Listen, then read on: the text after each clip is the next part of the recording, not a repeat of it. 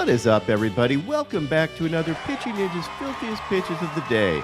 Remember, before we get to those pitches, hit that subscribe button.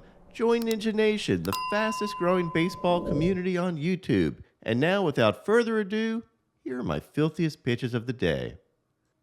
I'm going to start with Ian Anderson, who threw 6 innings with 9 Ks, nice, and gave up only 1 hit and no runs. He had his nasty changeup working, his curveball, and his fastball.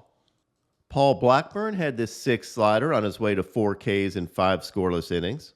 Carlos Carrasco had his split change and slider working. He had 7 strikeouts and 7 2/3 scoreless innings. Framber Valdez had these wicked curveballs and, of course, his fastball working. He had 7 strikeouts and 7 innings, giving up 3 runs. He's got a 2.8 ERA this year. Jacob Junis had 4 strikeouts and 4 innings thanks to his slider and his changeup.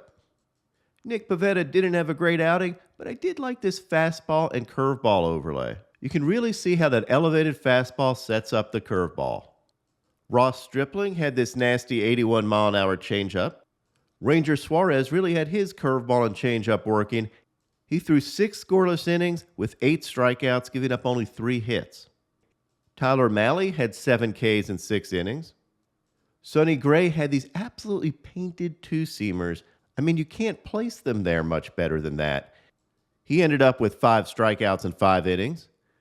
Joe Musgrove had 8 Ks in 6 innings thanks to these vicious curveballs and sliders and his 95-mile-an-hour fastball. His breaking stuff is so good.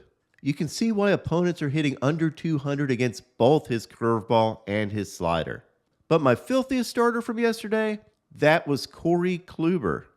And no, your clocks didn't turn back to 2017. Kluber was awesome yesterday. His breaking ball broke up to 22 inches. Look at the movement on some of these pitches. Both front door and back door. Just absolute frisbees.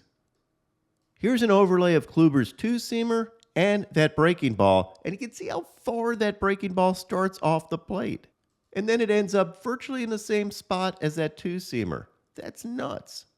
You can see why Kluber had 10 strikeouts in 6 innings. And now onto my filthiest relievers. Nabil Crismatt had these changeups. Liam Hendriks had this 98-mile-an-hour fastball and psycho K-scream. Strike 3. Aroldis Chapman had this sick 88-mile-an-hour splitter. That thing only had 793 RPMs, kind of like an 88-mile-an-hour knuckleball. Clark Schmidt had these wicked sliders on his way to 5 Ks in 3 innings. I love this overlay of Jordan Hicks' 100-mile-an-hour sinker and 86-mile-an-hour slider. That's filthy.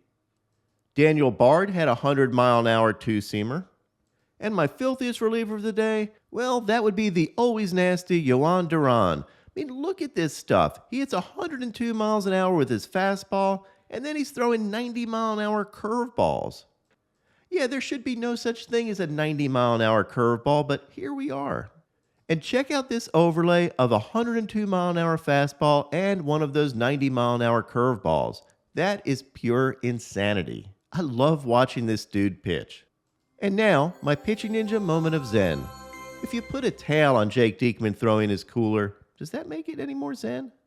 What is up, Ninja Nation? We have some big pitchers going today, so I'm going to do a big parlay.